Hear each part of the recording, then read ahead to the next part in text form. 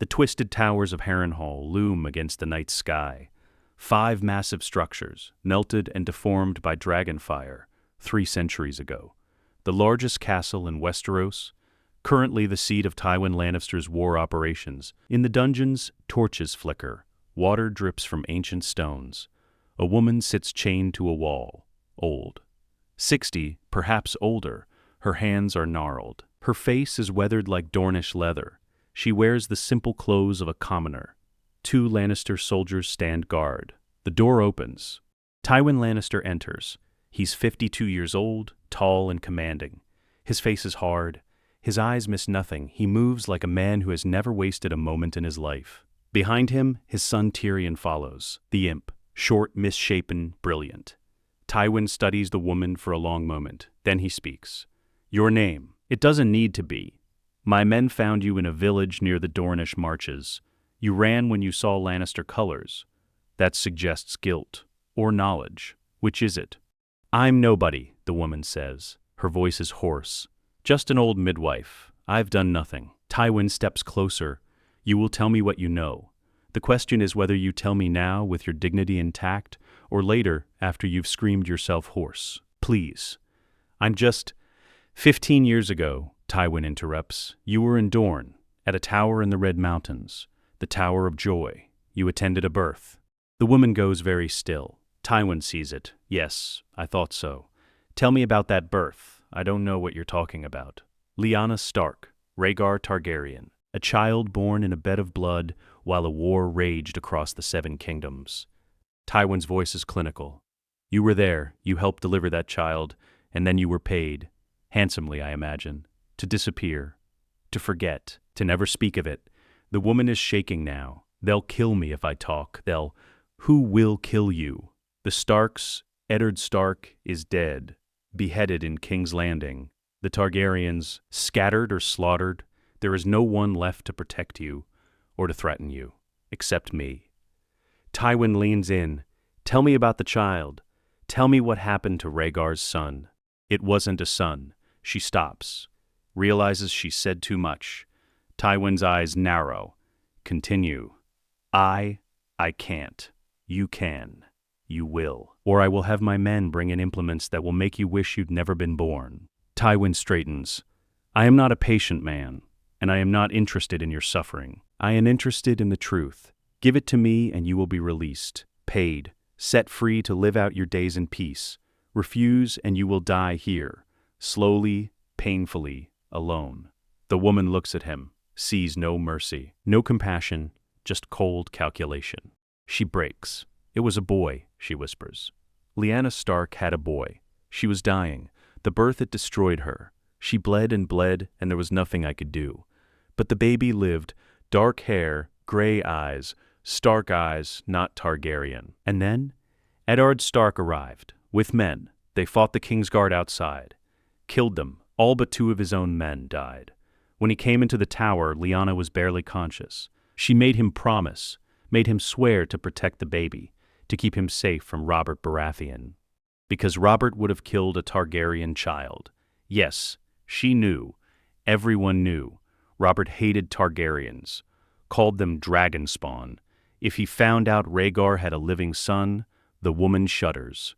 So Eddard took the baby, claimed it was his own bastard, brought it north to Winterfell, named him Jon Snow. Tywin goes very still. Jon Snow, the boy who took the black and joined the Night's Watch.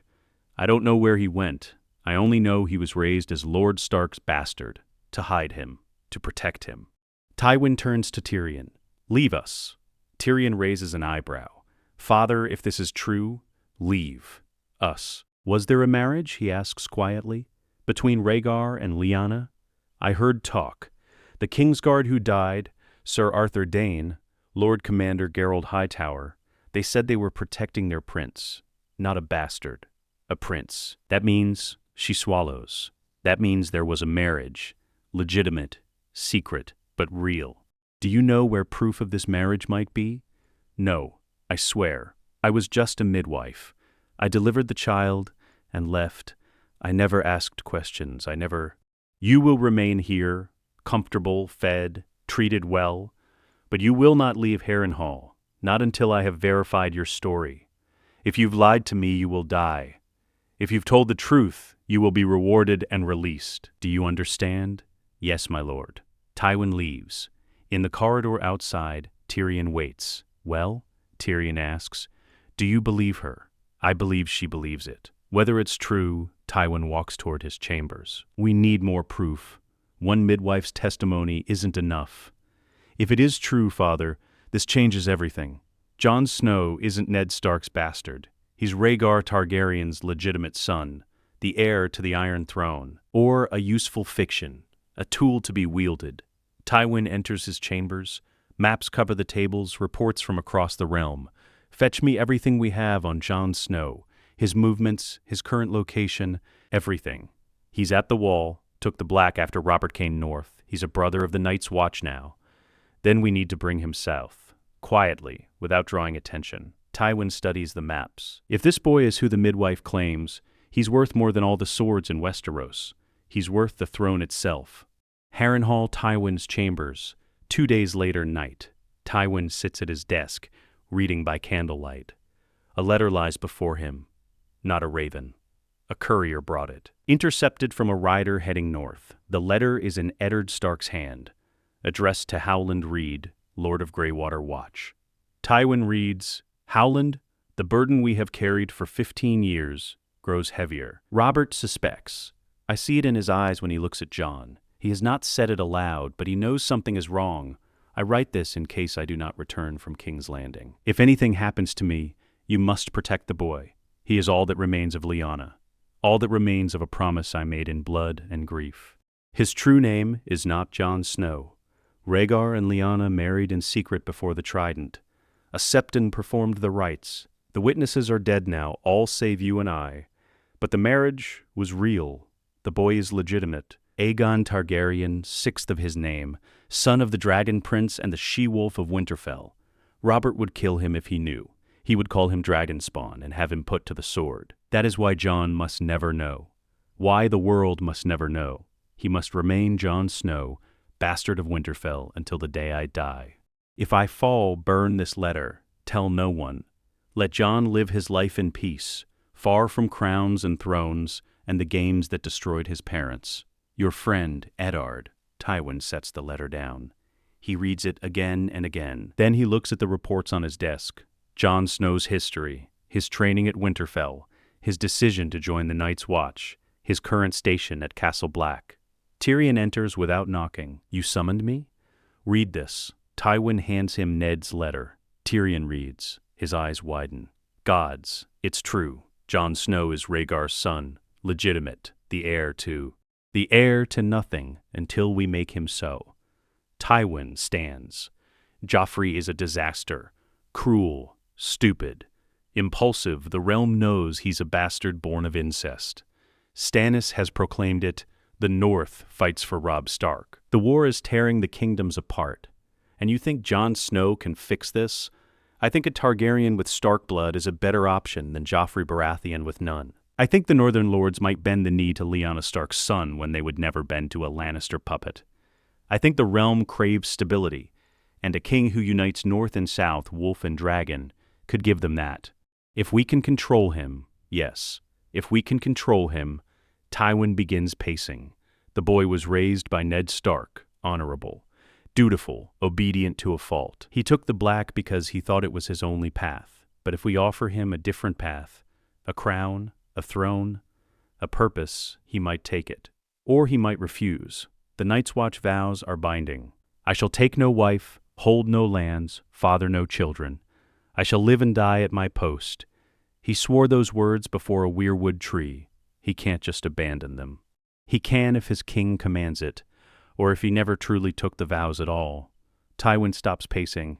How long has Jon Snow been at Castle Black?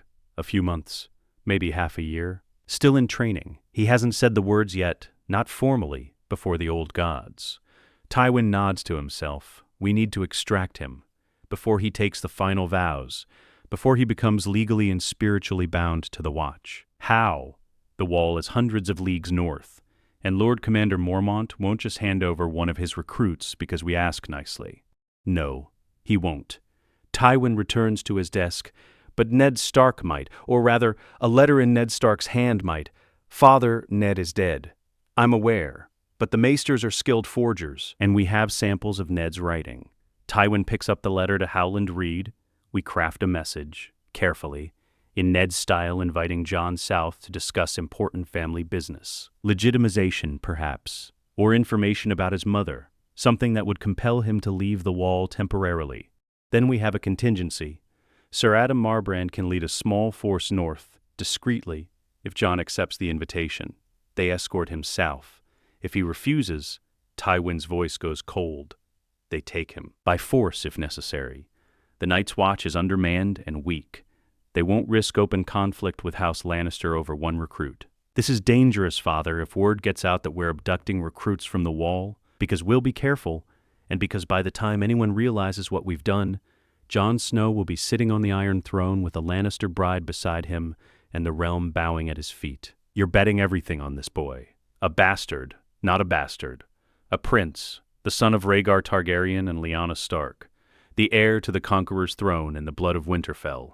Tywin's eyes gleam. He's not just a tool, Tyrion. He's the key to ending this war, to bringing the North to heel, to securing House Lannister's power for generations. And if he refuses to be your key, if he chooses honor over ambition, then we make him understand that honor is a luxury he can no longer afford, that the realm needs him, that his father died for a lie, and he has a chance to make that sacrifice mean something. Tywin sits. Draft the letter, make it convincing, and send word to Sir Adam. I want Jon Snow in this castle within the month. Castle Black, the Wall, 3 weeks later day. Castle Black squats at the base of the wall like a tumor. A jumble of buildings, training yards, stables, and above it all, the wall itself. 700 feet of ancient ice stretching east and west to the horizons. Jon Snow stands in the training yard, sparring with Gren. He's 15 years old, lean and quick. Dark hair, gray eyes, stark features. He's better than Gren, better than most of the recruits. Roderick Cassell trained him well at Winterfell, but he doesn't show off, doesn't humiliate his opponent. He fights with control, discipline. When the bout ends, both boys are breathing hard. You're getting better, Jon says. You're going easy on me, Gren replies. I can tell. Jon smiles slightly. Maybe, Lord Snow, a voice calls from the gate. Jon turns. A steward approaches. Lord Commander wants to see you, his solar, now. Jon exchanges glances with Gren.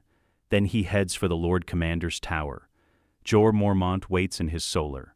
The old bear, Lord Commander of the Night's Watch. Gruff, practical, fair. Also present, Maester Aemon, blind, ancient, the last living Targaryen, though few know it. You summoned me, Lord Commander? Jon asks. Sit, boy. Mormont gestures to a chair. We've received a raven from the south, from Winterfell. Jon's heart leaps. Robb, your father. Mormont hands him a letter, or rather, written in your father's hand. Read it. Jon takes the letter. His hands shake slightly as he unfolds it. Jon, events in the south have progressed in ways I cannot discuss by Raven. I need you to come to Winterfell immediately. There are matters concerning your birth, concerning your mother, that must be addressed in person. I am arranging for your temporary release from Castle Black to attend to family business. Lord Commander Mormont has agreed to this. You are not abandoning your vows, merely postponing them for a time. Come south, quickly. What I have to tell you will change everything. Your father, Eddard Stark, Jon reads it twice, 3 times. This doesn't sound like father, he says slowly. He never wanted to talk about my mother. He refused every time I asked. Why would he suddenly?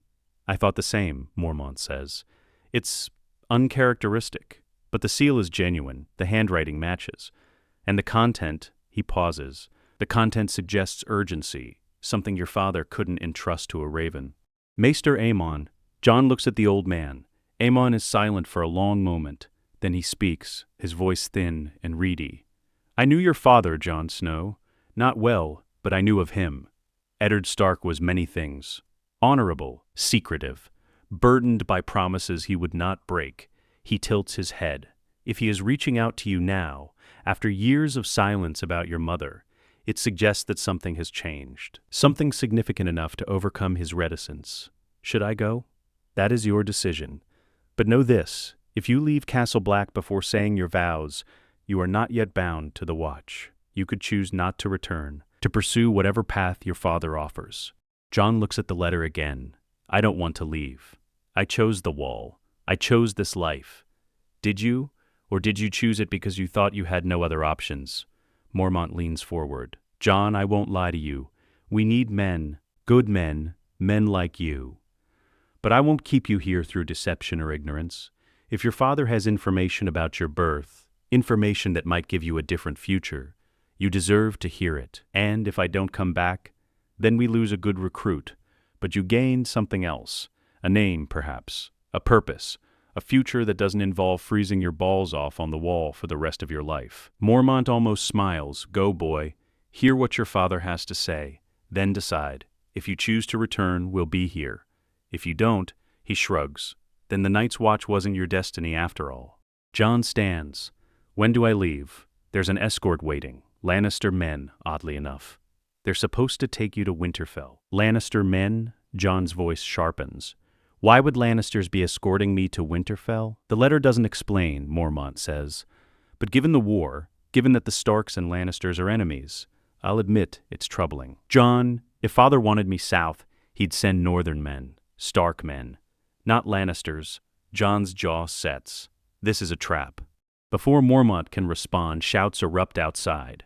Jon runs to the window. In the yard below, 24 men in Lannister crimson have entered Castle Black. At their head, a knight in full armor, Ser Adam Marbrand. Lord Commander, a steward bursts into the solar. The Lannister knight demands to speak with you. He says he has orders from Lord Tywin to collect Jon Snow. He says if we resist, it will be considered an act of war against the crown. Mormont's face darkens. The crown? Joffrey Baratheon has no authority over the Night's Watch. We take no part in the wars of the realm. He's claiming authority through the hand, through Tywin Lannister. Fetch my sword, Mormont growls. Wait, Aemon raises a hand. Lord Commander, we have fewer than 100 men here. They have 24 knights in full plate. If we fight, we die, and the Watch dies with us. You're saying I should just hand Jon over? I'm saying we cannot afford a battle we cannot win. Not when the true war is beyond the wall. Not when the others stir in the darkness and Mance Rayder gathers his host. Aemon turns his blind eyes toward Jon. The choice must be Jon's. Will he go willingly, or will he force these Lannister men to take him by violence? Jon looks at Mormont, at Aemon, at the men below. Then he makes his decision. I'll go. But not because I want to, because I won't let the Watch suffer for my sake. He looks at Mormont. If this is a trap, if Tywin Lannister has some scheme, I'll find a way out, and I'll come back. I swear it. Not until you know what you're swearing to. The King's Road heading south. 1 week later, day, Jon rides in the center of the Lannister column. Not in chains, not bound, but not free either. Ser Adam Marbrand rides beside him. A competent knight, not cruel, not kind. Just doing his duty. Where are we going? Jon asks. The letter said Winterfell. About what? He didn't confide in me, but I'd wager it's important. Otherwise he wouldn't have sent 24 men north to fetch one bastard from the wall. Turn this column around and take me back to Castle Black, or release me, and I'll find my own way. I can't do that. I have orders. I'm not a Lannister soldier. I'm not your prisoner. You're Jon Snow, bastard of Winterfell, and you're coming with us whether you like it or not. Adam's voice hardens. Don't make this difficult. I don't want to bind you, I don't want to gag you and throw you over a horse like a sack of grain, but I will if I have to. Jon falls silent. He's calculating.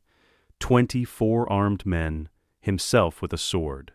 No armor, no backup. He could run, might even escape in the chaos. But then what? Where would he go? Back to the wall, to Winterfell, where Robb is at war? He's trapped, and he knows it. So he rides south, toward Harrenhal, toward Tywin Lannister, toward a fate he cannot see but can already feel closing around him like a noose. Harrenhal, the great hall, 10 days later, night. The hall is enormous, empty. Torches burn in sconces along the walls. At the far end, seated at a long table, is Tywin Lannister. alone. "Leave us," Tywin says to the guards. They hesitate, then obey. Jon and Tywin face each other across the hall. "Jon Snow," Tywin says, "do you know why you're here?" "I'll stand. You will sit, or my guards will force you to sit. Either way, this conversation will happen. I'm offering you the dignity of choosing how." Tywin's voice is ice. "Sit." Tywin studies him for a long moment. "You look like your mother, the Stark look. Dark hair, gray eyes, strong jaw. But there's something else, a shadow of something, different. Do you know what I see when I look at you? A bastard who should be at the wall. I see a prince, hidden, disguised, lied about for 15 years. Tywin slides a piece of parchment across the table. "Read that." Jon picks it up. It's Ned's letter to Howland Reed. He reads it once, then again, more slowly. His hands start to shake. "That's a forgery," Jon says. His voice cracks. "It has to be. It's genuine. Written in Eddard Stark's hand. Sealed with his seal. Intercepted by my men before it reached its destination." Tywin leans forward. "Your father, Ned Stark, lied to you. Lied to everyone. You are not his bastard. You are not Jon Snow. You are Aegon Targaryen, son of Rhaegar Targaryen and Lyanna Stark. Legitimate, trueborn, the rightful heir to the Iron Throne." Jon stands abruptly. "This is insane. I can't be, because every word is true. And because your life, your entire existence, has been a lie designed to protect you from Robert Baratheon's hatred of Targaryens." Tywin's voice cuts like a blade. "Sit down." But his face is pale, his hands won't stop shaking. Tywin continues, relentless. "Robert's Rebellion, 283 AC. Rhaegar Targaryen fought Robert at the Trident. Rhaegar died, Robert won the throne. And everyone assumed that was the end of it. But it wasn't. Because Rhaegar had taken Lyanna Stark south, to Dorne, to the Tower of Joy, where she gave birth to his son, to you. Why would Rhaegar and my mother, Lyanna, why would they married, in secret, before a septon, with witnesses. Rhaegar annulled his marriage to Elia Martell, or claimed to, and wed Lyanna Stark. Their union was legitimate, which makes you legitimate, the son of a prince and a princess, the heir to the Targaryen dynasty. That's impossible. I have a witness, a midwife who attended your birth. She's here, in Harrenhal. Would you like to meet her? To hear it from her own mouth?" Tywin presses on. "Eddard Stark came to the Tower of Joy, fought the King's Guard. They died defending you. Lyanna died in childbirth, but before she died, she made Ned promise to protect you, to hide you, to keep you safe from Robert, who would have killed you the moment he learned you existed. So Ned raised me as his bastard to protect me. Let everyone believe he'd broken his marriage vows. Let his wife hate you. Let you grow up thinking you were a mistake, all to keep you alive." Jon's eyes are wet. "And now you've dragged me here to tell me this. Why? What do you want from me? A better choice than the wall. A better choice than freezing to death in the snow defending a kingdom that doesn't care if you live or die." Tywin stands. "Joffrey Baratheon sits the Iron Throne. But he's not Robert's son. He's my grandson, born of incest between my daughter and my son. The realm knows it. The North fights against it. Westeros is tearing itself apart because we have no legitimate king. And you think I should be that king? I think you're the only one who can be. You're a Targaryen. The dragons ruled Westeros for 300 years. The realm still remembers them, still fears them, still loves them. And you're also a Stark, Ned Stark's nephew. Lyanna Stark's son. The North would bend the knee to you when they would never bend to a Lannister. What you want is irrelevant. The realm needs a king, a real king, not a bastard boy playing at crowns, not a fanatic burning men to a foreign god. A king who can unite North and South, wolf and dragon, peace and strength." Tywin moves closer. "You can be that king, or you can go back to the wall and watch as the 7 kingdoms burn, as your brothers die, as everything your father fought for turns to ash. My father died because of secrets, because of lies. Jon's voice is raw. He died protecting me, and now you want me to, what, take the throne? Betray Robb? Betray the North? I want you to save them. Robb Stark cannot win this war. He's outnumbered, outmatched. The Tyrells will join us. Stannis will be crushed at the Blackwater. And when the smoke clears, the North will be broken. Robb will die. Your sisters will die. Everyone you care about will be gone, unless you stop it, by becoming your puppet, by becoming a king. With Lannister support, yes. With Lannister guidance, but also with your own power, your own choices, your own conscience. Tywin's eyes bore into Jon. I'm not asking you to love me. I'm asking you to be smart, to see that this is the only path that doesn't end in blood and ashes. Jon stands. I need time. I need to think. You have until morning, then you decide. King or crow, crown or cloak. Choose wisely, because this offer won't come again. Jon turns and walks toward the door. His mind is reeling. His world is shattered. He was Jon Snow, Ned Stark's bastard. Now he might be Aegon Targaryen. Prince, heir, king. But at what cost? Harrenhal, a small chamber, later that night. Jon sits alone in a small chamber. A candle burns on the table. He holds Ned's letter in his hands. The door opens. A small figure enters. Arya Stark. Jon stares. Arya, how are you? What are you doing here? I'm a cupbearer for Lord Tywin. Arya's voice is fierce. I've been here for weeks, hiding, surviving. And I heard him talking to you. I heard everything. Jon stands. You shouldn't be here. If Tywin finds out, he doesn't know who I am. He thinks I'm just a low-born girl named Weasel. Arya moves closer. Jon, is it true? What he said? Are you really Rhaegar's son? Jon can't answer. Father's letter said it was true. I saw it. I read it. Arya's eyes are huge. You're not my brother. Not really. You're my cousin. You're a prince. I don't feel like a prince. I feel like a bastard who's being used. Tywin wants to make you king. Tywin wants to control the king. There's a difference. Arya sits on the edge of the bed. What are you going to do? I don't know. If I refuse, he'll probably kill me, or send me back to the wall and make sure I never leave. If I agree, Jon looks at her. If I agree, I become his tool, his puppet, everything Father fought against. Father died for you. He died keeping your secret. If you don't use that, if you don't become king and stop this war, then he died for nothing. Or I could go back to the wall. Honor my vows. Let the realm sort itself out. While Robb dies, while Sansa is held hostage in King's Landing, while I'm trapped here serving the man who destroyed our family, Arya's voice breaks. Jon, I don't care if you're a Snow or a Targaryen. You're still you, and you're still the only one who can fix this. Jon closes his eyes. I wish Father was here. I wish I could ask him what to do. He'd say to do your duty, to protect the people who depend on you, to be the man the realm needs, not the man you want to be. Jon opens his eyes, looks at Arya, and what kind of man does the realm need? A king, a real king, not Joffrey, not Stannis, you. Arya stands. I have to go before someone notices I'm gone. But Jon, whatever you decide, I'm with you. Always. She slips out the door. Jon sits alone again. He picks up the letter, reads it one more time. His true name is not Jon Snow. Aegon Targaryen, sixth of his name, son of the Dragon Prince and the She-Wolf of Winterfell. He thinks of Ned, of the sacrifice, the lies, the pain. He thinks of Robb, fighting a war he can't win. He thinks of Arya, hiding, surviving, hoping, and he makes his decision.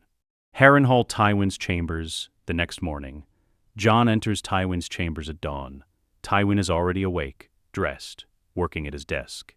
Well, Tywin asks without looking up, have you decided? I'll be your king, but on one condition. Now Tywin looks at him. You're in no position to make conditions. I am, because you need me more than I need you. You said it yourself. The realm needs a Targaryen Stark to unite it. Without me, you have nothing but Joffrey, and Joffrey is destroying your house with every breath he takes. Tywin's eyes narrow. What condition? Robb bends the knee. The North submits. But Robb lives. He's made Warden of the North. My sisters are freed. Sansa comes home, and the war ends. No more bloodshed. No more massacres. No more red weddings. Red weddings. No more treachery. No more Freys murdering Starks at feasts. I know how you think, Lord Tywin. I know you're capable of anything to win. But if I'm going to be king, I'm going to be a just king. That starts with protecting my family. Tywin studies him for a long moment. You're stronger than I expected. Good. A weak king is worse than no king at all. He stands. Agreed. Robb Stark will bend the knee and live. Your sisters will be returned. The North will have its autonomy within reason. And you will be king, but you will marry a Lannister. You will bind our houses together, blood for blood, alliance for alliance. Who? In time, when she's of age, the marriage will be consummated. Your children will be Lannister and Targaryen and Stark, the perfect blend to hold the realm together. Then kneel. What? Kale. Before your new hand, before the man who will make you king. Acknowledge what this means, that from this moment forward, you are not Jon Snow. You are Aegon Targaryen, sixth of your name, king of the Andals, the Rhoynar, and the First Men, lord of the Seven Kingdoms, and protector of the realm. Tywin places a hand on his head. Rise, your grace, and prepare yourself. Because in 3 days we ride for King's Landing, and the realm will learn that the dragons have returned, and feels the weight of a crown he hasn't even worn yet settling onto his shoulders.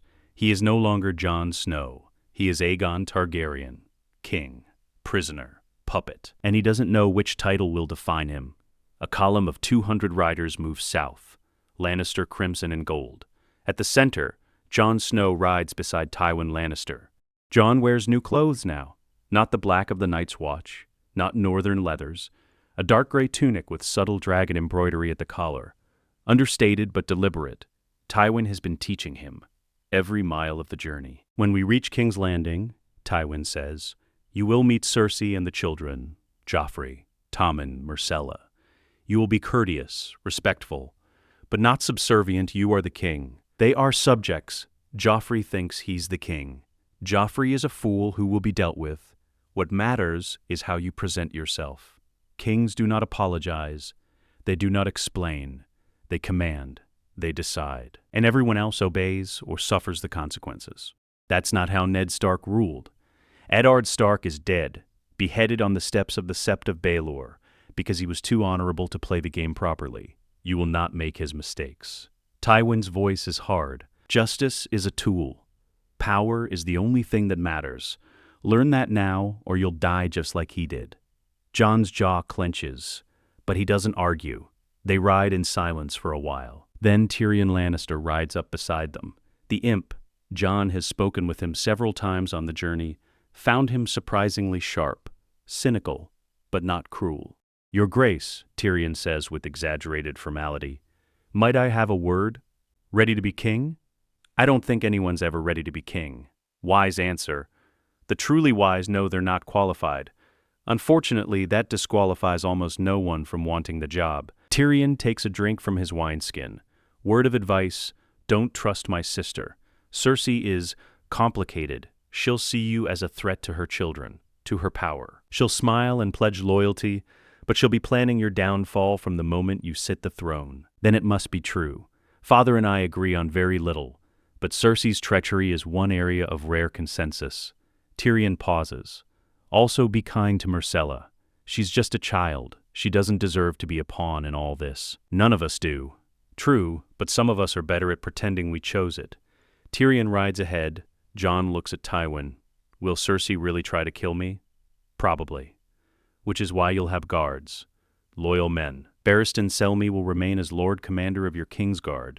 He's honorable to a fault and will serve you faithfully once you're crowned. And I'll ensure that your food is tasted, your chambers are watched, and your movements are tracked. That sounds like a prison. It's a throne. The difference is mostly semantic. King's Landing Red Keep 5 days later night. They arrive at King's Landing after dark. Tywin wanted it that way.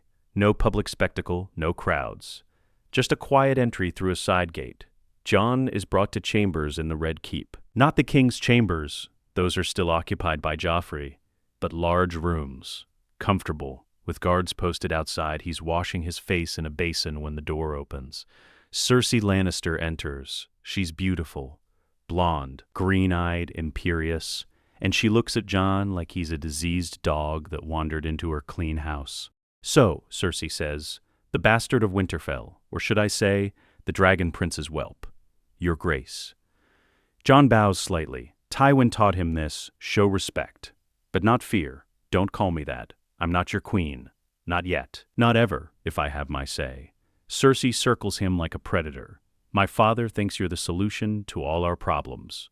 A Targaryen to unite the realm, a Stark to pacify the North, a pretty lie to cover up the truth about my children.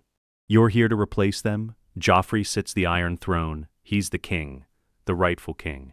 And you're going to take that from him because my father decided you're more convenient. I didn't ask for this. None of us asked for this. Cersei's voice rises. I didn't ask to be sold to Robert Baratheon. I didn't ask to spend 17 years married to a drunk who fucked every whore in the Seven Kingdoms while I gave him heirs he didn't deserve. And I certainly didn't ask for some northern bastard with dragon blood to show up and destroy everything I've built. Your Grace, don't patronize me. You're a boy, 15 years old. You know nothing about ruling, about power, about what it takes to hold a throne. And yet my father is betting everything on you. Why? Because you have the right name? The right blood? Cersei leans close. Let me tell you something about blood. It doesn't matter. Power matters. And I have more power in my smallest finger than you'll ever have with all your Targaryen heritage. Then why are you afraid of me? Doesn't react, just stares at her. I'm not afraid of you, Cersei hisses. I'm disgusted by you, by this whole charade. But I'll play along, because my father commands it, because I have no choice. But know this, boy, if you threaten my children, if you hurt them in any way, I will kill you. I don't care what name you carry. I don't care what crown you wear. I will find a way to end you. She leaves. The door slams. Jon touches his cheek. It stings. He sits on the bed, stares at nothing. This is his life now. Threats, manipulation, people who hate him pretending to serve him. He thinks of the wall, of the simple clarity of black brothers and white snow. He wonders if he made the right choice. Red keep Tywin's chambers. The next morning, Tywin convenes a private council, just himself, Tyrion, Cersei, and Grand Maester Pycelle, and Jon. In 3 days, Tywin announces, we will hold a council session in the throne room, open to all lords currently in King's Landing. At that session, we will present evidence that Jon Snow is actually Aegon Targaryen, legitimate son of Rhaegar and Lyanna Stark. We will proclaim him the rightful king, and we will invite the lords to swear fealty. Cersei's face is stone. And Joffrey will be transitioned. Quietly, he will retain his titles and lands. But the crown passes to Aegon. He's a bastard born of incest. The realm knows it. Stannis has proclaimed it. Continuing the fiction only weakens us. And this is your solution? Drag out some northern bastard and claim he's a Targaryen? I have proof. Letters, witnesses, documentation of the marriage between Rhaegar and Lyanna. Tywin slides documents across the table. Maester Pycelle, you will read these aloud at the council. You will attest to their authenticity. You will make it clear that Aegon Targaryen is the legitimate heir to the Iron Throne. Pycelle picks up the documents with trembling hands, reads them. His eyes widen. My lord, if these are genuine, they are. Aegon Targaryen, as Rhaegar's son, would take precedence over Robert's brothers. Over all Baratheon claims. Pycelle looks at Jon. Your Grace, I had no idea. Neither did I, Jon says quietly, until a week ago. Tyrion speaks up. What about Stannis? He's not going to accept this. He believes he's the rightful king, and he's sailing for King's Landing with a fleet. And we have a better claim. When he arrives and sees that we've already crowned a Targaryen, a real king, not a usurper's brother, many of his supporters will abandon him. Or they'll fight harder. Stannis isn't known for flexibility. Then he'll die, like everyone else who refuses to bend the knee. Tywin looks at Jon. You'll need to make a statement. In the throne room, after we present the evidence, you'll tell the lords who you are, what you represent, why they should follow you instead of Stannis or Robb or anyone else. What should I say? The truth, that you're Rhaegar's son, that you were raised by Eddard Stark, that you represent both North and South, both honor and strength, that you will bring peace to a realm torn apart by war. Tywin pauses. And you will announce your betrothal to Myrcella, to show that Lannister and Targaryen are united, that the old grudges are buried. Jon's stomach twists. She's 9 years old. She's a princess, and a tool. Just like you, just like all of us. The sooner you understand that, the easier this will be. Red, keep Jon's chambers that afternoon. Jon sits in his chambers, trying to prepare the speech Tywin wants, but the words won't come. A knock at the door.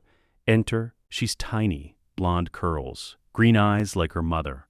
She looks terrified. "Your Grace," she says. Her voice is barely a whisper. "May I speak with you?" "You don't have to call me that. I'm not king yet. Mother says you will be. That I'm to marry you." Her eyes fill with tears. "I don't want to marry anyone. I'm only 9. Jon kneels so he's at her eye level. "I know, I don't want this either, but your grandfather, he says it's necessary to unite the houses, to end the war. Are you going to hurt Joffrey? Mother says you're going to take his crown and send him away. Jon doesn't know how to explain this to a child. I'm trying to stop people from dying. That's all. Joffrey is mean. He hurts people, makes them cry. But he's still my brother. I don't want him to be sad. Neither do I. Myrcella studies him. You're not like the others. The lords who visit, you don't look at me like I'm nothing. Like I'm just a piece to be moved on a board. We're both pieces, both being moved. But maybe," Jon pauses, "maybe we can be friends while we figure out how to survive this." "I'd like that." Myrcella smiles shyly. "Thank you, Your Grace." Jon sits back down, stares at the blank parchment. He's going to be king. He's going to marry a child. He's going to rule a realm that's tearing itself apart. And he's only 15 years old. Read, keep throne room 3 days later. The throne room is packed. Every lord in King's Landing, every knight, every courtier. Standing room only. Tywin Lannister stands before the Iron Throne. Joffrey sits on it, looking petulant and confused. He hasn't been told what's about to happen. Jon stands to the side with Sir Barristan Selmy and several guards. Tywin speaks. "My lords, we are gathered today to address a matter of succession, of legitimacy, of the future of the 7 kingdoms." His voice carries through the hall. "For months we have been at war. The North fights for independence. Stannis Baratheon claims the throne. The realm bleeds. And why? Because we have no true king. No legitimate heir, no one who can unite the kingdoms under a single crown." Murmurs ripple through the crowd. "King Joffrey has served admirably," Tywin continues. "But there are questions about his parentage, about his claim Lord Stannis has proclaimed him a bastard born of incest. These are serious accusations, accusations that undermine the stability of the realm." Joffrey stands. "How dare you? I am the king. His face is red with humiliation and rage. "Today," Tywin says, "I present to you an alternative, a king with an unquestionable claim, a king who can unite North and South, a king whose bloodline is beyond dispute." He gestures. "Bring forth the evidence." Grand Maester Pycelle steps forward. He holds the letters, the documents, the proof. He reads aloud Ned's letter to Howland Reed, the midwife's testimony, the marriage record between Rhaegar and Lyanna. The throne room is silent, shocked. Pycelle finishes. "Based on this evidence, I declare that Jon Snow, bastard of Winterfell, is in truth Aegon Targaryen, 6th of his name, legitimate son of Prince Rhaegar Targaryen and Lady Lyanna Stark. By the laws of succession, he is the rightful heir to the Iron Throne." Chaos erupts, lords shouting, some in support, some in outrage, some demanding more proof. Tywin raises his hand. Silence returns. "Aegon Targaryen, step forward. Every eye is on him. Tell them," Tywin says. "Tell them who you are." Jon swallows. Then he speaks. "My name is Jon Snow. I was raised at Winterfell by Eddard Stark. I thought I was his bastard, his shame, the proof of a broken vow." His voice strengthens. "But I was wrong. Lord Eddard, my uncle, kept a secret for 15 years. He raised me as his son to protect me, to hide me from Robert Baratheon's hatred of Targaryens. He sacrificed his honor to keep me alive. My real father was Rhaegar Targaryen. My mother was Lyanna Stark. They married in secret. They loved each other. And I am the result. I didn't ask to be born into this. I didn't choose my blood. But it's mine, and I can't change it." He looks around the hall. The realm is at war. The North fights for independence. Stannis fights for the throne. Robb Stark, my cousin, my brother in all but blood, bleeds his armies dry trying to avenge his father. And for what? Because we have no king who can unite us. No leader who represents all the kingdoms. I don't want to be that king. I wanted to serve at the wall, to live a simple life, to avoid all of this. But Lord Tywin has shown me that what I want doesn't matter. What matters is the realm. What matters is ending this war before more people die. So I stand before you today as Aegon Targaryen, son of the Dragon Prince and the She-Wolf of Winterfell. I claim the Iron Throne not because I crave power, but because I believe I can bring peace. I can unite North and South. I can be the king this realm desperately needs. Silence. Then, slowly, lords begin to kneel.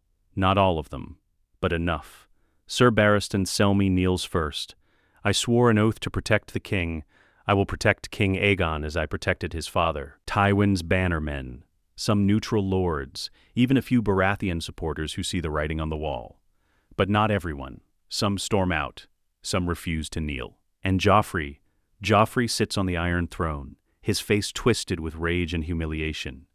"This is treason," he screams. "I am the king. I am the king. You were never the king. You were a placeholder, a mistake. And now you're done."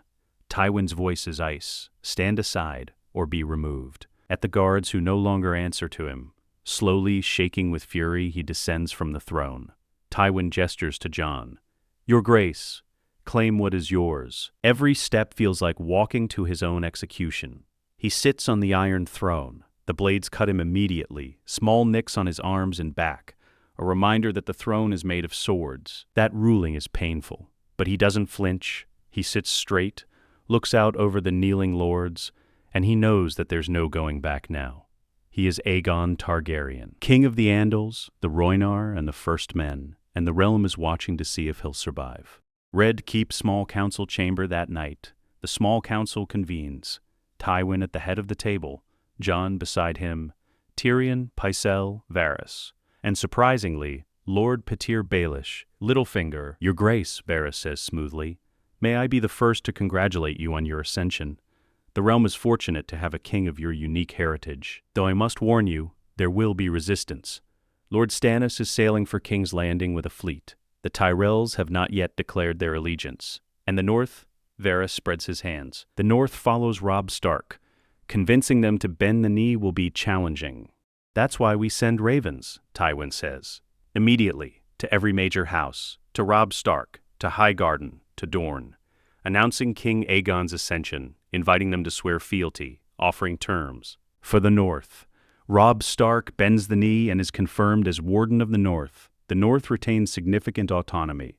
Sansa Stark is returned to Winterfell. The war ends." Tywin looks at Jon. "You'll write the letter yourself, brother to brother, cousin to cousin, whatever you want to call it. Make it personal. Make him understand that this is the best path forward. And if he refuses, then we crush him. But I don't think he will. Robb is pragmatic. And he's losing. The Tyrells will join us once they see we have a legitimate king. Stannis will be destroyed at Blackwater. The North will be isolated. Robb will see that bending the knee to you is better than bending to Tywin Lannister." Littlefinger speaks for the first time. "A wise strategy, my lord, though I wonder what becomes of King Joffrey. Surely the boy cannot simply be discarded." "Joffrey will be sent to Casterly Rock," Tywin says. "Quietly, he'll be given tutors. Maesters, he'll learn to be useful instead of a liability, and when he's older, we'll find a role for him. But he will never sit the Iron Throne again. And Queen Cersei will adjust or suffer the consequences." Varys clears his throat. "If I may, your grace, there is another matter. Across the narrow sea, there are rumors of Daenerys Targaryen, your aunt. She has 3 dragons, small but growing, and she is gathering followers in the east." Jon goes cold. "Dragons? Living dragons?" "She hatched them in the funeral pyre of Khal Drogo, walked into fire, and emerged with 3 living dragons. It's unprecedented." "She's a threat," Tywin says flatly. "Eventually, right now she's in Qarth, far from Westeros.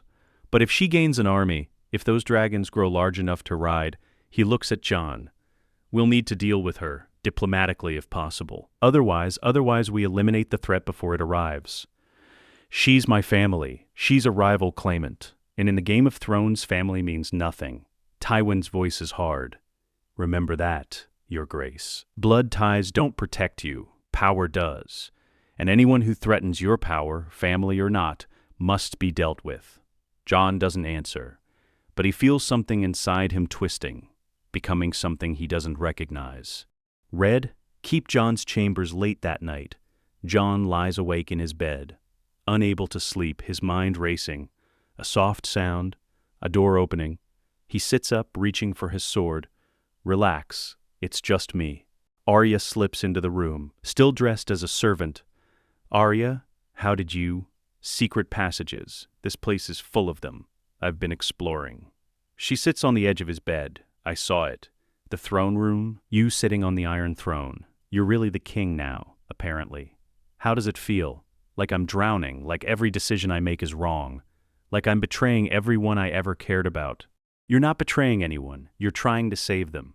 Arya's voice is fierce. Robb can't win this war. The Lannisters are too strong. But if you're king, if you can end the war without more people dying, then you're doing the right thing. Am I? Or am I just Tywin's puppet, his tool to consolidate power? You're both. But that doesn't mean you can't be more. Father always said a good man tries to do right even when the world makes it hard. You're in an impossible position, but you're still trying. That counts for something. Jon looks at her. I'm betrothed to Myrcella, a 9-year-old girl, Tywin's granddaughter. I'm going to marry her to cement the Lannister-Targaryen alliance. I heard. Doesn't that disgust you? Everything about King's Landing disgusts me. But you didn't choose this. You're making the best of a terrible situation. Arya pauses. Just don't forget who you are. You're Jon Snow. You're a Stark. Whatever name they give you, whatever crown they put on your head, you're still you. Don't let Tywin take that away. I'm trying. Then keep trying. Arya stands. I have to go. But I'll be watching. And if you need me, if you need someone who isn't playing games, who isn't lying, I'm here. About the Night's Watch, about the simple vows he almost took, and he wonders if he'll ever feel clean again. Blackwater Bay, 2 weeks later, night, Stannis Baratheon's fleet appears on the horizon. Hundreds of ships, thousands of men. The Battle of the Blackwater is about to begin. Jon stands on the battlements of the Red Keep, watching. Beside him, Tywin, Tyrion, Sir Barristan. Will the wildfire work? Jon asks. It will. Tyrion has positioned it perfectly, and the chain will trap their ships in the bay. Tywin's voice is confident. Stannis is sailing into a trap, and by dawn his fleet will be at the bottom of the Blackwater. We capture or kill Stannis, and we show the realm what happens to those who challenge King Aegon's rule. The first ships enter the bay. Tyrion gives the signal. Wildfire ignites. Green flames erupt across the water. Ships burst into infernos. Men scream. The night turns bright as day with emerald fire. The chain rises, trapping dozens of ships in the burning bay. It's beautiful and horrifying. Jon watches men die, watches ships sink, watches Stannis' fleet be destroyed. And he feels nothing. Just cold, empty, numb. This is war. This is what kings do. They watch men burn and call it victory. Red, keep throne room the next morning. Stannis was not on the ships. He landed his forces south of the city and is attacking the walls. But the defense holds. Lannister and Tyrell reinforcements arrive. The battle turns. By noon, it's over. Stannis retreats with what remains of his army. Defeated but not destroyed, in the throne room, Jon sits on the Iron Throne. Covered in soot and blood from fighting on the walls, he didn't hide in the Red Keep. Tywin insisted he be visible. A king who fights for his city. The lords gather, exhausted, bloody, victorious. Tywin stands before the throne. Your Grace, the Battle of the Blackwater is won. Stannis is broken. The Tyrells have joined us, and the realm sees that you are not just a name, not just a bloodline. You are a king who leads, who fights, who wins. The lords cheer, not all of them, but enough. Jon doesn't feel victorious. He feels sick. Your Grace, Tywin continues, I recommend we use this moment to solidify your reign. Send ravens to all the kingdoms, invite them to send representatives to King's Landing, to swear fealty, to witness your formal coronation, he pauses, and to announce your wedding to Princess Myrcella, a celebration to unite the realm in joy after so much bloodshed. Jon wants to refuse, wants to scream, wants to run, but he can't. He's the king, and kings don't run. Send the ravens, Jon says. His voice is hollow, and begin this war. One way or another, Robb Stark's war camp sprawls across the Riverlands. 20,000 men, banners of the North and the Riverlands. The direwolf, the leaping trout, the flayed man. Robb sits in his command tent with his bannermen. The Great Jon, Roose Bolton, The Blackfish, his mother Catelyn. A raven scroll lies on the table before him. Robb has read it 3 times. He still can't believe it. It's a forgery, the great Jon says. Has to be? Jon Snow? A Targaryen? The rightful king? Tywin's lost his mind. The seal is genuine, Catelyn says quietly. The handwriting is Jon's. I'd know it anywhere. I watched him practice his letters at Winterfell. Her voice breaks slightly. This is real. Then Jon's betrayed us. Betrayed the North. He's sitting on the Iron Throne with Lannisters around him, calling himself a dragon. The great Jon slams his fist on the table. We should march south and drag him off that throne by his hair. He's offering terms, Roose Bolton says. His voice is cold, measured. He offers to end the war, to make you Warden of the North, to return Sansa, to grant the North autonomy. These are generous terms, better than we'd get from Joffrey or Stannis. He's Jon. Robb looks at his mother. You knew father. You knew his secrets. Is this possible? Could Jon really be Rhaegar's son? Catelyn closes her eyes. Ned never spoke of Jon's mother. Never. Not once in 15 years of marriage. I begged him, demanded, screamed. He wouldn't tell me. He'd just close himself off, lock away whatever pain he was carrying. She opens her eyes. If this is true, if Jon is Lyanna's son, not Ned's, it would explain everything. The secrecy, the shame, the way Ned protected that boy above all else. So you believe it? I don't know what I believe, but I know Ned died for secrets, and this, she gestures to the letter, this could be one of them. Robb stands, paces. The North proclaimed me king in the North. They bled for me, fought for me. I can't just give that up, bend the knee to a Southern king, even if that king is Jon. Why not? Roose asks. Your father's father bent the knee to a Targaryen, Torrhen Stark, the king who knelt. He saw Aegon's dragons and chose his people's survival over his pride. You face the same choice, bend the knee to Jon, a Stark by blood, a Targaryen by name, or fight on alone, against the Lannisters, against overwhelming force. Roose is right, the Blackfish says reluctantly. We can't win this war. Not militarily. Tywin has the resources, the alliances, and now he has Jon, a king who can claim both legitimacy and northern blood. Our lords are already wavering. If Jon offers peace, and you refuse, they'll abandon me. I know. Robb sinks back into his chair. He looks young, exhausted. Mother, what should I do? What would father do? Catelyn is silent for a long moment. Your father would do his duty. He would protect his people, even if it cost him his crown, even if it cost him his pride. She reaches across the table, takes Robb's hand. Jon is your brother, not by blood, perhaps, but by everything else that matters. If he's truly trying to end this war, if he's trying to save the North, then maybe bending the knee isn't surrender. Maybe it's wisdom. The great Jon won't accept it. Half the Northern Lords won't. And we bring Sansa home, and we live to fight another day if Jon proves false. Catelyn's voice is firm, but I don't think he will. Whatever else Jon is, Targaryen, king, puppet, he's still the boy Ned raised. He has honor. He has conscience. If he says he'll protect the North, I believe him. Robb looks around the table at his bannermen. Some nod, some glower, some remain neutral. We take a vote, Robb says. All of you. Honestly, do we bend the knee to King Aegon, or do we fight on? The vote is close. But it breaks for peace. Robb exhales slowly. Then I'll ride to King's Landing. I'll meet with Jon, and if he honors his word, if he truly offers the North autonomy and returns Sansa, I'll bend the knee. And if he doesn't, the great Jon asks, then we go back to war. And this time, we burn King's Landing to the ground. King's Landing Red Keep. 1 week later, Robb Stark arrives in King's Landing with an escort of 100 men. Northern soldiers, grim-faced and suspicious. Jon waits in the throne room. He wears a crown now, a simple circlet of Valyrian steel, wrought with subtle dragon designs. He sits the Iron Throne with Tywin standing to his right, Sir Barristan to his left. The door is open. Robb enters. For a moment they just stare at each other. 2 boys who grew up as brothers, who trained together, laughed together, dreamed together, now separated by crowns and blood and the terrible weight of responsibility. Robb walks forward, stops at the base of the steps. Your Grace, he says. The title sounds strange in his mouth. Robb. Jon stands, descends the steps, I'm glad you came. Did I have a choice? You chose to come, to hear me out. That takes courage. Or desperation. Rob's jaw is tight. Is it true? All of it. You're really Rhaegar's son. Lyanna's son? Yes. I didn't know until Tywin showed me the proof, the letters, the witnesses. I thought I was Ned's bastard, but I was wrong. I was always wrong. Father lied to you, to all of us, for 15 years, to protect me, because Robert would have killed me if he knew. Jon steps closer.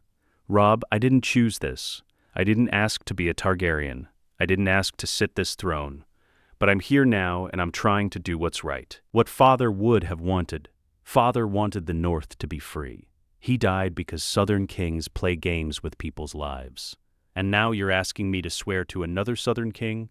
I'm asking you to end a war we can't win, to save your people, to bring Sansa home. To Jon's voice drops. To trust me. Brother. Cousin. Whatever we are to each other, trust that I'm still the same person you grew up with, that I'm trying to protect the North the only way I can. Rob studies him. Tywin is using you. You know that, right? You're his puppet, his tool to control the realm. I know, but I'm learning. I'm getting stronger. And when I'm strong enough, I'll be my own king. Not Tywin's, not anyone's. Jon extends his hand. Help me, Rob, bend the knee. Become Warden of the North. Work with me instead of against me. Together we can make this work. We can protect the North better than either of us could alone. Rob looks at Jon's hand, at the crown on his head, at Tywin Lannister watching from the throne. Then he makes his decision. He kneels. I, Rob of House Stark, King in the North, and King of the Trident, do hereby renounce my crowns. I swear fealty to Aegon of House Targaryen, sixth of his name, King of the Andals, the Rhoynar, and the First Men. I pledge my swords, my lands, and my loyalty to the Iron Throne and to the protection of the realm. The words echo in the silent hall. Jon helps Rob to his feet. They embrace, briefly, awkwardly. Thank you, Jon whispers. Don't make me regret this, Rob whispers back. They separate. Tywin steps forward. Lord Stark, as a gesture of the crown's goodwill, I am pleased to inform you that your sister Sansa has been prepared for departure. She will return to Winterfell with you. Additionally, you are hereby confirmed as Warden of the North, with full authority over northern governance subject to the king's law. Rob nods stiffly. And the North's autonomy will be respected, within reason. The North will govern itself in internal matters. It will provide troops in times of war and taxes in times of peace, but it will retain its own laws, its own customs, its own way of life. Tywin pauses. This is more than any other kingdom receives, Lord Stark. Do not squander it. I won't. The audience ends. Rob is escorted to chambers to rest before the return north. Jon remains in the throne room with Tywin. That went well, Tywin says. Better than expected. The North is pacified. Robb Stark is brought to heel. And you've demonstrated your ability to negotiate and compromise. Well done, Your Grace. I don't feel like I won anything. I feel like I betrayed my brother. You saved your brother. And his people. That's not betrayal. That's leadership. Tywin turns to leave. The coronation is tomorrow, the formal ceremony, and the announcement of your betrothal to Myrcella. Prepare yourself. The entire realm will be watching. Jon sits back on the Iron Throne. The blades dig into him, reminding him that this seat was never meant to be comfortable. Red keeps Sansa's chambers that evening. Jon visits Sansa before she leaves for the North. He hasn't seen her since he left Winterfell months ago. She's changed. Thinner. Older. Haunted, Jon, she says when he enters. No, Your Grace. No formality, just, Jon. Sansa, are you all right? Did they hurt you? Not physically, just, she looks away. Just everything else. Joffrey was cruel. He made me watch Father die. Made me look at his head on a spike. Called it mercy. Jon's fists clench. I'm sorry. I'm so sorry I couldn't stop it. Couldn't save him. You were at the wall. There was nothing you could have done. Sansa looks at him, but you're here now, and you're the king. Can you really end this? Can you make things better? I'm trying. I've brought Robb to peace. I'm sending you home. Jon pauses. I'm doing everything I can. It's complicated. Everything in King's Landing is complicated. That's why I want to leave, why I want to go back to Winterfell and never think about thrones or crowns or politics again. Sansa moves closer. But Jon, be careful. Cersei hates you, Joffrey hates you. They smile and bow and call you Your Grace. But they're planning something. I can feel it. Tywin won't live forever, and when he's gone you'll be alone with people who want you dead. Sansa takes his hand. Promise me you'll be careful. Promise me you won't trust anyone completely, not even Tywin. I promise. They embrace. When they separate, Sansa is crying. I wish things could go back to how they were, she says. When we were just children at Winterfell, when the worst thing we worried about was lessons and chores and father's disapproval. We can only go forward and try to make the future better than the past. Sansa leaves the next morning. Robb rides north with her and his northern host. Jon watches from the battlements as they disappear into the distance. He saved them, brought them home, ended the war with the North. But the cost weighs on him like the Iron Throne's blades. Red keep the Sept of Baelor the next day noon. The coronation ceremony is held in the great Sept of Baelor. The High Septon officiates. Every lord in King's Landing attends. The hall is packed with nobility, small folk, and foreign dignitaries. Jon kneels before the altar. He wears robes of black and red, Targaryen colors. The crown of Valyrian steel rests on a velvet cushion beside him. The High Septon anoints him with 7 oils, one for each of the 7. I do anoint you, Aegon of House Targaryen, 6th of his name. I name you King of the Andals, the Rhoynar, and the First Men, Lord of the 7 Kingdoms, Protector of the Realm. Long live the King. The crowd echoes. Long live the King. Long live King Aegon. Jon stands, turns to face the assembled lords. He sees Tywin, smiling thinly, satisfied. He sees Cersei, her face a mask of rage barely concealed. He sees Myrcella, small and frightened in her mother's shadow. He sees Varys, watching, calculating. He sees the lords of Westeros, kneeling, swearing, but in their eyes, doubt, suspicion, fear. This is his kingdom now. This is his throne, and he has never felt more alone. Red Keep Throne Room. 1 week later, day. The announcement of Jon's betrothal to Myrcella is made public. The realm is told that the union of Targaryen and Lannister will bring lasting peace, that the old grudges are buried. Myrcella is presented to the court. She curtsies perfectly, says the words she's been taught. I am honored to be betrothed to His Grace King Aegon. I will serve him faithfully and bear him strong children when I am of age. Jon hates every second of it, but he plays his part. Princess Myrcella honors me with her hand. Together we will build a future of peace and prosperity for all the 7 kingdoms. Cersei looks murderous. After the ceremony, Tywin pulls Jon aside. You've done well. The North is pacified. The coronation is complete. The betrothal is announced. All that remains is to consolidate your power, to ensure that no one can challenge your rule. What about Stannis? He escaped Blackwater. He's still alive. He's retreated to Dragonstone with what few men remain. He's no longer a threat. And Daenerys? You said she has dragons. Tywin's expression darkens. Daenerys Targaryen is a complication. My spies report that she's left Qarth. She's sailing for Slaver's Bay. Astapor, perhaps. She's gathering followers, freed slaves, sellswords, and those dragons are growing. She's my aunt, my family. She's a rival claimant, and when she's strong enough, she'll come for your throne. We need to deal with her before that happens. How? Assassination, bribery, diplomacy, whatever works, but she cannot be allowed to reach Westeros with an army and dragons. Tywin leans closer. You're the king now. You have to make hard choices, choices that will haunt you. But that's the price of the crown. Can you pay it? Jon doesn't answer immediately. He thinks about Ned, about honor, about the lessons he learned at Winterfell. Then he thinks about the throne, the realm, the people depending on him. I'll do what's necessary, he says finally.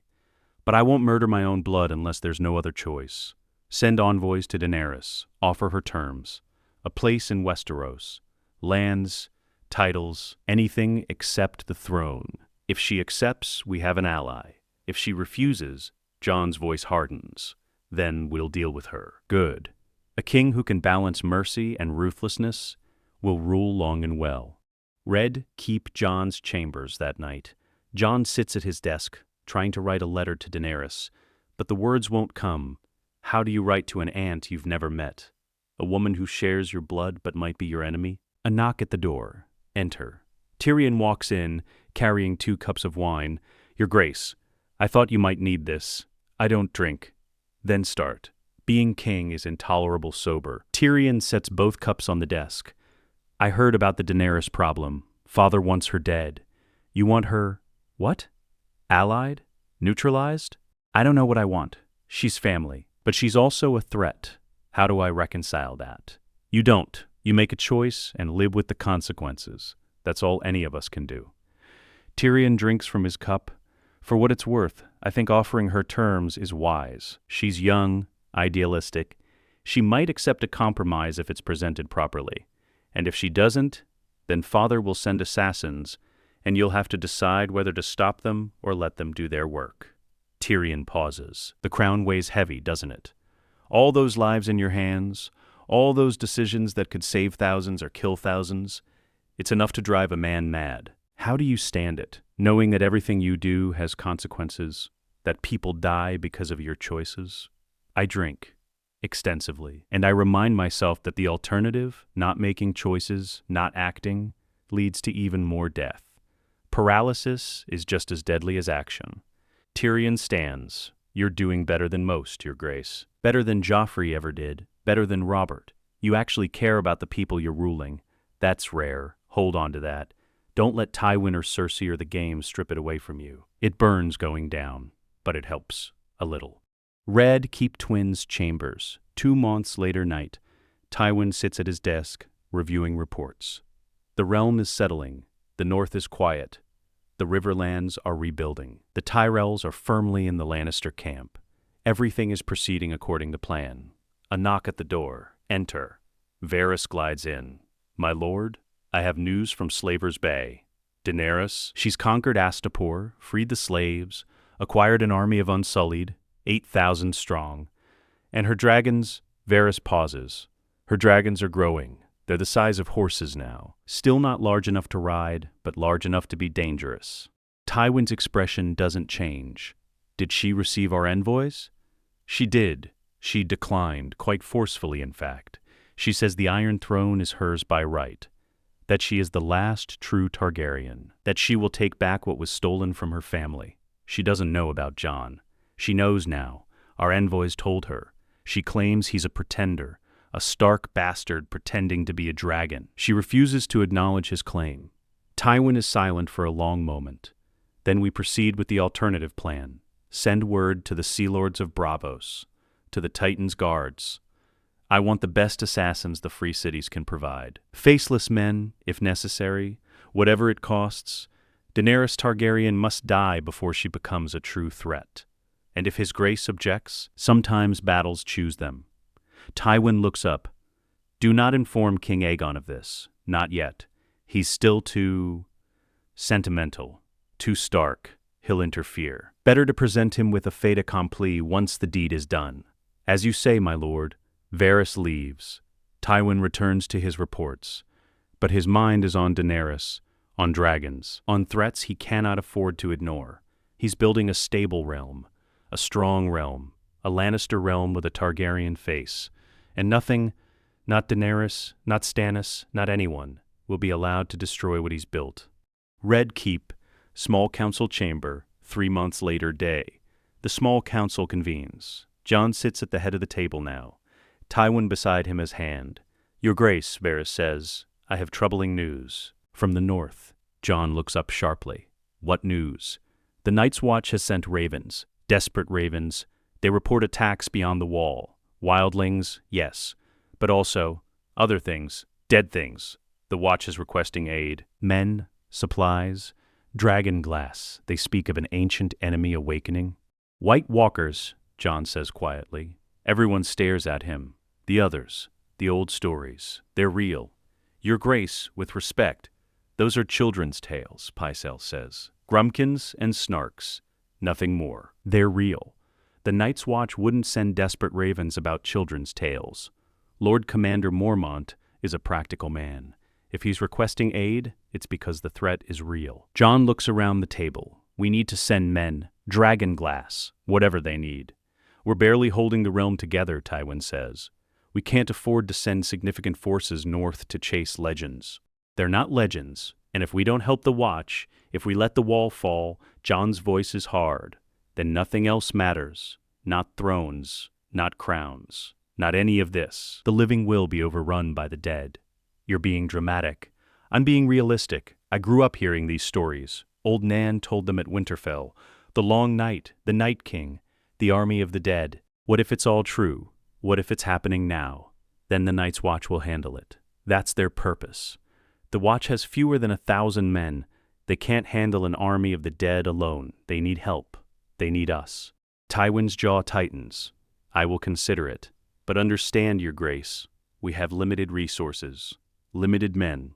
If we send forces north, we weaken ourselves elsewhere. Are you willing to take that risk? Yes, because the risk of doing nothing is worse. The council ends in tension. After everyone leaves, Tywin remains. You're making a mistake, he says. The north is quiet, the realm is stable. Don't destabilize it chasing shadows. I'm not chasing shadows. I'm protecting the realm. That's my duty as king. Your duty is to maintain power, to consolidate your position, to ensure that House Targaryen, and by extension, House Lannister rules for generations, not to waste resources on frozen wasteland and ghost stories. Then maybe we have different definitions of duty. Jon stands. I'm sending aid to the Night's Watch, with or without your approval. I'm the king. This is my decision. And when the lords complain, when they ask why their men are being sent north to die in the snow, then I'll explain it to them. Because unlike Joffrey, unlike Robert, I don't hide from hard conversations. I face them. Jon moves toward the door. You taught me that, Lord Tywin. Power means making hard choices. This is mine. And he's not sure if that's what he wanted after all. Red Keep throne room 6 months later day. Jon sits on the Iron Throne holding court. It's become routine now. Hearing petitions, settling disputes, judging criminals. A messenger arrives, breathless. Urgent. Your Grace, news from the east. From Slaver's Bay, Jon gestures. Speak. Daenerys Targaryen has conquered Yunkai and Meereen. She's freed all the slaves. Her army numbers over 10,000 now.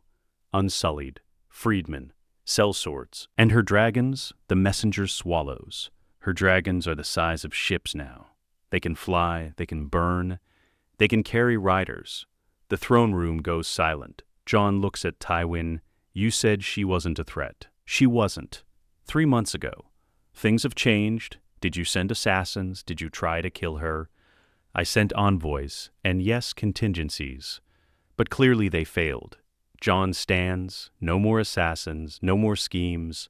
If Daenerys wants war, she'll get it. But not like this. Not with poison and knives in the dark. If she comes to Westeros, we'll face her openly, honestly, as enemies or allies, but no more deception. Your Grace, that's foolish, that's final. I'm done with lies, with plots, with the games that killed my father and destroyed my family. If I'm going to be king, I'm going to be an honest king. Even if it costs me everything. Tywin looks at him for a long moment. You've changed. You changed me. For better or worse. But I'm not your puppet anymore, Lord Tywin. I'm my own man, my own king. And I'll rule my own way. Epilogue Red Keep, 1 year later day. Jon stands on the battlements of the Red Keep, looking out over King's Landing. The city is at peace. The realm is at peace. The north is autonomous under Robb's wardenship. The Riverlands are rebuilding. The war is over. But the cost, Jon touches the crown on his head. It feels heavier every day. He thinks about Ned, about the wall, about the simple life he left behind.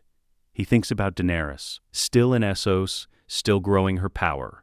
One day she'll come, and he'll have to face her. He thinks about the Night's Watch, about the threat beyond the wall, about the aid he sent, 1,000 men, supplies, dragon glass. It's not enough, but it's something. Footsteps behind him, Myrcella approaches.